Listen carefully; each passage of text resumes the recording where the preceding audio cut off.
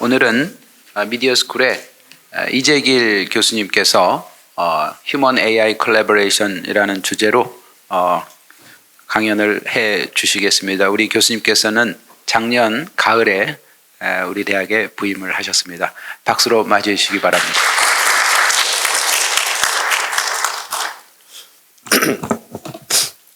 네. 먼저 이렇게 의미 있는 자리에 초청을 해주셔서 정말 감사드립니다. 저는 오늘 여러분들께 인간과 인공지능 서비스들의 협력에 대해서 말씀을 드릴 미디어스쿨의 이재길이라고 합니다. 네. 먼저 이게 워낙 생소한 분야일 수가 있다 보니까 아무래도 배경부터 좀 설명을 드리는 것이 좋을 것 같습니다. 사실 제가 주로 관심이 있고 연구를 하는 분야는 휴먼 컴퓨터 인터랙션이라고 해서 이제 기계의 인터페이스를 주로 연구를 합니다. 마우스라든가 터치스크린 인터페이스라든가 이런 부분들을 주로 연구를 해왔습니다. 그리고 이게 사실 우리나라의 국가기술 표준 분류 체계에 따르면은 컴퓨터 공학의 하위 분야입니다. 기계의 인터페이스다 보니까요. 그런데 최근 들어서 우리가 터치스크린 인터페이스에서 일종의 스마트 스피커 같은 대화형 인터페이스로 넘어가면서 기존에 우리가 터치스크린이라든가 이런 부분들을 연구했던 방법들로는 뭔가 새로운 타입의 인터페이스, 그러니까 대화형 인터페이스를 연구하는데 좀 부족함이 있는 거 아닌가, 뭔가 다르다, 현상이 다르다, 이런 이제 의문들이 특히나 커뮤니케이션 학자분들에 의해서 제기가 되어서 이제 새로운 분야가 사실 커뮤니케이션에서 이제 대두가 되기 시작을 했습니다. 그 부분은 휴먼 머신 커뮤니케이션이라고 해서 인간이 기계를 조작을 하는 게 아니라 기계와 의사소통을 한다라고 하는 부분입니다. 이렇게 되게 된 변화에는 몇 가지 이제 이유가 있는데, 이제 시스템들이 점점 더 지능화가 되어 가면서 이제 사람들이 뭔가 버튼을 눌렀을 때 정해진 답변이 도출이 되는 게 아니라 이 답변이 뭔가 그 상황에 맞춰서 기계가 일정 수준의 지능을 가지고 만들어낸 좀 복잡하고 그때 상황의 맥락에 맞춘 뭔가 변화된 그런 답변들이다라는 것이죠. 그래서 이런 부분들은 이제 인간과 인공지능 서비스의 그 관계 문제가 한쪽 분야의 접근으로만은 해결할 수가 없고, 그리고 다학제적인 그런 접근이 필요하다라는 이제 또 하나의 시사점을 또 제기를 하기도 합니다. 그래서 저는 이제 인간 사용자와 AI 서비스들의 협력 관계, 둘 간의 관계를 이제 굉장히 다각도적인 관점에서 보면서 풀어내려고 노력을 하고 있습니다. 여기서 이제 인간과 인공지능 서비스의 협력이라고 하시면은 사실 조금 의아한 부분이 있을 수가 있다라고 생각이 되는 게, 사실 인간 사용자들은 인공지능 서비스들로부터 정보를 제공을 받고 서비스를 제공받는 입장이라는 것입니다. 그런데 이 작동 방식을 살펴본다면은 인간 사용자들 또한 인공지능 서비스들의 도움을 주어야 하는 부분들이 분명히 존재를 합니다. 먼저 인공지능 서비스가 스스로의 성능을 향상시키기 위해서 학습을 하려면은 사람들로부터 데이터 사용에 대한 허가를 먼저 얻어야 되고요. 그리고 학습을 진행하는 데 있어서 학습에 필요한 그 레이블링 데이터라고 하죠. 지도 학습을 위한 그 데이터를 사람들에게 물어보면서 그 답변을 수시로 얻어야 되는 그런 문제들이 존재를 합니다. 그래서 저는 이 부분에, 그러니까 인간 사용자가 인공지능 서비스들을 이제 돕고 그 둘 사이에 긍정적인 관계를 형성하기 위해서 인공지능 서비스의 의사소통 방식에 사람들이 일상적으로 사용하는 그런 사회적인 규칙들을 적용을 한 소셜러블 AI, 그러니까 다시 말해서 사회적이고 사교적인 인공지능 서비스를 만드는 일을 하고 있습니다. 쉽게 설명을 드리자면은 기존에 이제 우리가 컴퓨터 인터페이스를 버튼을 클릭하고 내용을 타이핑을 하면서 이제 사용을 했었다면은 그런 부분들을 뭔가 이제 자연스러운 대화라든가 이런 사회적인 적용 방식에 맞춰서 이제 새롭게 디자인을 하는 그런 연구를 이야기를 드립니다. 그래서 먼저 이제 소개해드릴 연구가 자율주행 인공지능이 운전자의 도움을 어떻게 요청을 해야 되느냐라는 부분입니다. 이제 이 부분에 대해서 사례 설명을 드릴 것인데, 사실 현재 존재하고 있는 자율주행 인공지능이 완전한 자율주행이라고는 말을 못하고 있죠. 반자율주행에 가깝습니다. 이 이야기는 운전자에게 시시때때로 도움을 요청을 해야 되고, 운전자가 이제 수시로 주행 상황에 관심을 기울여줘야 한다는 부분입니다. 그런데 이제 심심치 않게 발견되는 굉장히 재미있는 사진이라든가 동영상들 중에 하나가, 예를 들어 테슬라 오토파일럿 기능을 켜놓고서 사람들이 차에서 잠을 자는 그런 내용들이, 그런 장면들이 이제 심심치 않게 발견이 되거든요. 근데 이제 자율주행 인공지능이 운전자들의 도움이라든가 그 운전에 대한 주목을 이끌어내는 데 있어서 굉장히 이제 제한적인 역량만 가지고 있다라는 부분입니다. 그래서 저는 이제 우리의 이제 사람들의 사회에서 그 도움을 요청할 때 그냥 지금 자율주행 인공지능이 하듯이 단순한 메시지만 표현하는 것이 아니라 굉장히 세련된 사회적인 전략을 구사를 하거든요. 그래서 그런 이제 부분들을 자율주행 인공지능의 요청 전략에 적용을 한다면은 사람들의 운전자들의 도움이 자율주행 인공지능에 대한 도움이 보다 향상이 될 수 있지 않을까라는 아이디어를 가지고서 이제 연구를 수행을 했습니다. 이게 이제 구체적으로 본다면은 뭐 우리가 이제 누군가에게 부탁을 할 때 명령을 하는 일은 생각하기가 좀 어렵습니다. 도움을 줄 수 있는지 물어보게 되죠. 그리고 도움을 요청하는 이유에 대해서도 우리는 충분히 설명을 하려고 하고요. 그리고 도움을 받았다면 우리는 당연히 감사 인사를 하게 됩니다. 그래서 이제 이런 전략들을 적용을 해서 자율주행 인공지능이 운전자에게 도움을 요청하는 메시지를 새롭게 이제 디자인을 했었고, 이렇게 디자인된 메시지가 그러니까 사회적으로 좀 어느 정도 공손하고 합리적으로 그러니까 용인된다라고 이제 받아들여질 수 있는 메시지가 실제로 사람들로부터 주행 경험이라든가 자동차에 대한 신뢰라든가 이런 부분들을 유의미하게 향상시키는 것을 확인을 했습니다. 그런데 이제 이 결과만 놓고 봤을 때는 저는 굉장히 이제 고무적이라고 생각을 했었는데, 실상 한 단계 더 나아가서 생각을 해본다면은 이제 굉장히 세련되게 디자인된 요청 전략이라고 한다면은 굉장히 길고 복잡할 수밖에 없는 문제가 있거든요. 그런데 운전 상황을 생각을 해보면은 굉장히 급박한 상황들이 생길 수가 있다는 것입니다. 그래서 이런 급박한 상황에서 이제 도움을 요청하기 위해서, 운전자의 도움을 요청하기 위해서 굉장히 길고 공손하고 이런 메시지를 다 이야기할 수 있는 시간이 부족할 수가 있는 것이죠. 그래서 이 긴 메시지, 그러니까 요청 전략이, 공손한 요청 전략이 유의미할 수는 있으나 이제 운전 상황이라는 특수한 맥락에 맞춰서 어느 정도 최적화가 되어야 될 필요가 있다라고 이제 여겼습니다. 그래서 두 번째 실험을 이제 진행을 했었던 것이, 각각의 요인들을 모든 이제 가용한 전략을 다 적용을 한 그런 요청 메시지가 아니라 이제 각각의 요인들을 적용하고 적용하지 않고 이렇게 굉장히 다양한 방식으로 안내 메시지를 구성을 해서 이거를 이제 시뮬레이터에 적용을 해서 이제 서로 다른 안내 문구를 받은 다음에 실제로 과연 사람들이 운전 중에 이런 다양한 타입의 요청 전략을 받았을 때 사용 경험이 변화하는지, 협력 의향이 변화하는지 이런 부분에 대해서 검증을 진행을 했습니다. 그러니까 어떤 요인을 적용을 해야 하고 어떤 요인을 우리가 버려야 하는지 그 부분들을 검증하기 위해서 진행을 했던 연구였었죠. 그래서 이제 그래프를 하나하나 다 설명을 드리는 것은 조금 이제 시간이 오래 걸릴 것 같고, 결론만 말씀을 드린다면은 사실 자율주행 인공지능이 급박한 상황에서 운전자에게 직접적으로 명령을 해도 괜찮습니다. 그러니까 연구 결과에 따르면, 실험 결과에 따르면은 자율주행 인공지능이 급박한 상황에서 이거 해라, 운전을 직접 해라, 핸들에 손을 올려라 라고 이야기를 해도 사실상 괜찮다라는 결론이 나왔습니다. 물론 이 이야기를 들으면은 사람들은 기분을 나빠합니다. 굉장히 기분이 나빠합니다. 이 인공지능에 대해서 굉장히 무례하다고 생각을 하고 신뢰성도 떨어지고 사용 의향도 굉장히 떨어지는 부분을 또 관찰을 했었는데, 그런데 이게 괜찮은 이유가 이 급박한 상황이 지난 다음에 이 인공지능이 충분하게 사후 브리핑을 해준다면, 사후 브리핑을 충분히 해준다면은 조금 전에 이제 저하되었던 그 경험이, 협력 의향이 큰 문제 없이 회복이 되는 그런 부분을 확인을 했었습니다. 그러니까 운전 중에 굉장히 급박한 상황이 있었다면은 인공지능은 직접적으로 운전자에게 효율적으로 명령을 내려도 괜찮고, 다만 그 저해된 경험을 회복하기 위해서 모든 상황이 마무리된 이후에, 좀 여유가 생긴 이후에, 조금 전에 내가 강압적인 명령을 했던 이유는 이러이러했었습니다 라고 사후 브리핑을 한다면은 자율주행 인공지능과 운전자의 그 협력 관계가 저해됨 없이, 문제 없이 이제 회복이 되고 유지가 될 것이다 라는 부분들을 이제 제 연구를 통해서 밝혀냈던 것이었습니다. 그래서 이런 연구들을 저는 사실 꾸준히 진행을 해왔었습니다. 그러니까 사람 사이에서 용인이 되는 그런 사회적인 전략들을 기계 인터페이스에 적용을 해서 보다 향상된 경험을 유도해내고, 때때로는 이제 사람이 하나하나 다 케어해주기 어려운 부분들을 좀 보완할 수 있는 그런 인공지능 서비스의 개발을 꾸준히 이제 진행을 해왔었고요.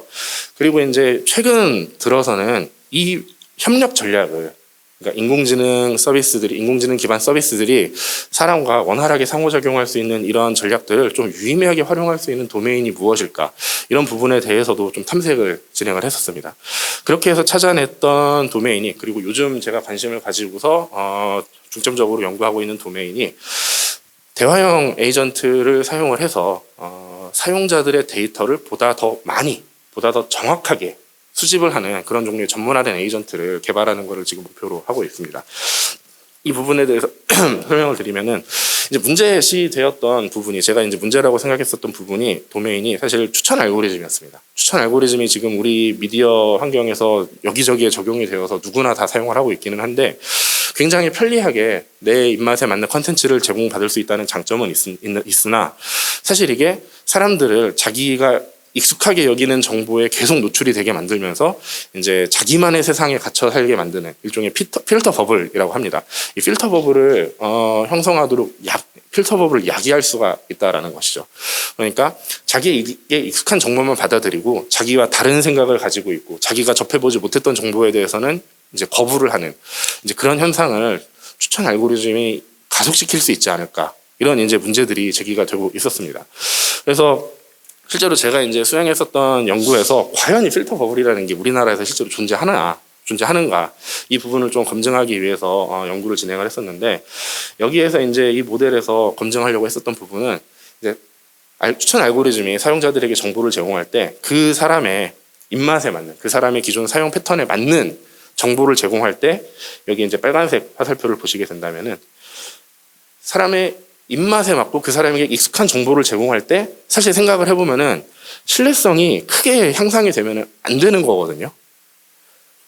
그냥 단순히 내 입맛에 맞는 정보를 제공한다라는 것 뿐이니까요. 그런데 반면에 이제 추천에 대한 충분한 근거를 제시를 하고, 그리고 반대되는 관점도 제시를 하는 굉장히 이제 객관적인 정보를 제공하는 전략을 통해서 컨텐츠를 추천을 받았을 때는, 이제 이런 정보에 대해서 신뢰성이 보다 더 강하게 형성이 돼야 되는 게 우리가 생각하는 조금 바람직한 정보 활동이 되지 않을까라고 생각을 했었습니다. 그런데 사용자들의 특성에 따라서 뭐 연령이라든가 뭐 인터넷 사용 시간이라든가 이런 부분에 따라서 혹시 이제 자기의 입맛에 맞는 정보를 제공한다고 해서 보다 더 강한 신뢰감을 형성을 하는 그런 사용자들이 있지 않을까라는 의구심에서 탐색 연구를 진행을 했었고, 우리나라 이제 사용자들을 대상으로 좀 조사를 해보니까 실제로 그런 사용자들이 발견이 되었습니다. 그러니까 인터넷을 좀 오래 사용하고, 그리고 이제 대화형 미디어, 그러니까 뭐 기가지니 같은 그런, 아니면 시리 이런 미디어를 좀 상대적으로 적게 사용하는 집단들, 그러니까 어떻게 본다면 올드 미디어에 좀 과하게 이제 사용을 오래 하는 집단들 같은 경우에는, 다른 집단들은 다 괜찮은데 이제 요 집단에서만 자기의 입맛에 맞는 정보가 제공이 된다고 해서 이제 객관적인 정보를 제공받을 때에 비해서 신뢰성이 더 높게 나타나는 걸 확인을 할 수가 있었습니다. 그러니까 이 집단 같은 경우에는 아무래도 필터 버블 같은 현상에 좀 더 취약하다, 이런 이제 결론을 내릴 수가 있었죠. 그래서 이런 분들을 생각을 해보면은, 인터넷이라고 하는 공간이 지금 넷플릭스라든가 유튜브라든가 이런 굉장히 고도화된 추천 알고리즘들이 굉장히 손쉽게 접근 가능한 그런 플랫폼이고, 더군다나 인터넷에서 자기의 입맛에 맞는, 자기와 유사한 생각을 하고 있는 사람들 이 모여있는 커뮤니티를 찾는 것도 굉장히 쉬운 일이거든요. 그래서 굉장히 이제 고도의 개인화 기술이 적용이 되어 있는 소셜 미디어가 인터넷에 주로 있다 보니, 이런 쪽에 이제 오래 노출이 되고 오래 사용한 이제 사용자분들이라면은 다소 이게 적극적으로 정보의 진위성을 판단하기보다는 내 입맛에 맞는 정보다, 나에게 익숙한 정보다라고 했을 때 그거를 수용할 수 있는, 좀 문제시 될 수 있는 정보 행동들을 보일 가능성이 있겠다라는 생각이었습니다. 그래서 이게 이제 제가 생각했던 문제점이었었는데, 그럼 이제 우리가 미디어 서비스를 디자인하는 데 있어서 고민을 해야 되는 거지, 이렇게 자기만의 필터 버블에 갇혀 계신 분들을 좀 그 바깥으로 나올 수 있도록, 이 필터 버블을 터트릴 수 있도록 우리가 서비스를 디자인해서 조금 더 자연스럽게 이제 이런 문제를 해소할 수 있지 않을까, 어떻게 하면 이런 디자인을 할 수 있을까, 이 부분이 이제 제가 가지고 있는 지금 가장 큰 고민이기는 합니다. 그런데 이 문제를 해결하는 게 굉장히 어려운 일인 것이, 이제 추천 알고리즘들이 활용할 수 있는 데이터가 사실상 많다, 빅데이터다 해서 많다라고 하는데, 현실적으로 놓고 보면 좀 굉장히 부족한, 그러니까 균형 잡힌 데이터가 굉장히 부족한 현실이라는 점이 지금 좀 문제가 제기되고 있습니다. 이제 예시를 하나 좀 설명을 드리면은 이제 옐프라고 하는 미국의 이제 맛집 정보 사이트, 맛집 정보 서비스인데 여기에서 이제 공개를 한 자기네들의 데이터가 있습니다. 그러니까 이제 전 세계에 있는 연구자들, 학생분들한테 우리가 데이터를 공개할 테니 추천 알고리즘을 한번 만들어 보세요, 개선해 보세요라고 이제 일종의 대회를 열 때 공개했던 그런 데이터인데 이 데이터를 이제 살펴본다면은 이 데이터에 200만 명의 사용자가 일단 포함이 되어 있고요. 그리고 이제 맛집, 뭐 레스토랑 이런 정보가 대략 한 20만 개 정도 포함이 되어 있었습니다. 그리고 200만 명의 사용자가 20만 개의 서비스, 그러니까 상점에 대해서 약 800만 개 정도의 리뷰가 있는 데이터였었거든요. 근데 이게 보면은 적지는 않은 데이터다라고 이제 볼 수가 있는데 실상 이게 저 800만 개의 리뷰 데이터가 어느 정도의 위치를 차지하고 있나, 어느 정도의 포션을 차지하고 있나라고 본다면은 여기에 있는 이 파란색 부분 정도가 됩니다. 여기에 이제 빨간색으로 제가 이제 표시를 한 부분이 200만 명의 사용자들이 20만 개의 서비스에 대해서 내릴 수 있는 평가들 전체를 의미를 하고요. 파란색 800만 개의 리뷰는 그 안에서 이 전체에서 여기 하얀색 이 상자 하나를 또 100개로 쪼개가지고 그 중에 2개. 요 정도를 알고 있는 겁니다. 그러니까 추천 알고리즘이 지금 학습에 사용을 하는 데이터가 분량이 적어도 이 옐프 예시에 따르면은 예시에 있는 데이터에서는 요 정도가 된다는 거죠. 요 정도. 이 파란색이 5만, 그러니까 이게 숫자로 보면은 5만 개 중에 하나 정도가 됩니다. 5만 개 중에 하나를 아는 상태에서 나머지 49,999개를 추론을 해가지고 사용자들에게 추천을 하고 있는 상태인 것이죠. 이게 물론 데이터별로 회사별로 가지고 있는 데이터에 따라서 특성이 다르긴 하겠지만 우리가 이제 일반적으로 앱스토어에서 앱을 다운로드 받는다거나 이런 경우를 생각을 해보면은 많이 리뷰를 남기는 행동을 보이지는 않기 때문에 이 비율이 그렇게 드라마틱하게 변하지는 않을 거다라는 게 이제 제 생각입니다. 그래서 제가 지금 가지고 있는 고민은 저 빨간색 부분들, 이 아무도 모르는, 아직까지 알려지지 않은 이 광대한 부분을 조금 더 인공지능 에이전트들, 대화형 서비스들을 통해서 조금 더 이제 우리가 저 정보에 원활하게 접근할 수 있도록 좀 전문화된 에이전트를 만들어서 이 에이전트가 이 사용자들의 생각이라든가 의견이라든가 지금까지 이제 그러니까 다른 서비스들에서 밝혀지지 않았었던 부분들, 이런 부분들에 대해서 좀 적극적으로 물어보는 서비스를 우리가 만들 수 있지 않을까. 이거를 통해서 이제 그 사람의 기존 사용 패턴, 굉장히 일종의 편향이 된 데이터인 거죠. 경험에 의거한 편향이 된 데이터. 여기에 의존하는 추천 알고리즘이 아니라 이 사람들이 굉장히 다양한 주제에 대해서 가지고 있는 생각과 의견들을 바탕으로 한 조금 더 균형 잡힌 추천 알고리즘을 만들 수 있지 않을까 하는 게 이제 제가 가지고 있는 생각이자 기대입니다. 이거를 위해서 지금 현재는 이제 사람들의 의견을 보다 적극적으로 원활하게 수집할 수 있는 그런 종류의 이제 서비스를 지금 기획을 하고 있고 개발을 하고 있는 단계이고요. 이거를 통해서 제가 궁극적으로 달성하고자 하는 부분은 미디어 서비스들이 사용자에게 굉장히 높은 퀄리티의 좋은 콘텐츠를 추천을 하는 거를 제가 이제 기대를 하고 있습니다. 그런데 그렇게 하기 위해서는 사용자들 또한 인공지능 서비스들에게 자기의 데이터를 좀 자발적으로 공유를 해줄 수 있는 그런 이제 윈윈의 관계가 구축이 되어야 한다라고 생각을 합니다. 이거를 하기 위해 이 관계를 구축을 하기 위해서 저는 이제 미디어 서비스들이 인간 사용자들의 협력을, 이 사람들의 이제 정보 제공을 보다 원활하게 할 수 있도록 좀 개선하는, 그 상호작용 전략을 개선하는 그런 연구를 지금 수행을 하고 있습니다. 그래서 궁극적으로는 상호 호혜적인 인간과 인공지능 서비스들의 그 관계가 구축이 되기를 기대를 하고 있습니다. 네. 이상으로 해서 제가 이제 오늘 소개를 드릴 내용은 다 드렸고요. 혹시나 뭐 질문이라든가 이제 의견 있으시면은 제가 겸허히 듣도록 하겠습니다. 감사합니다.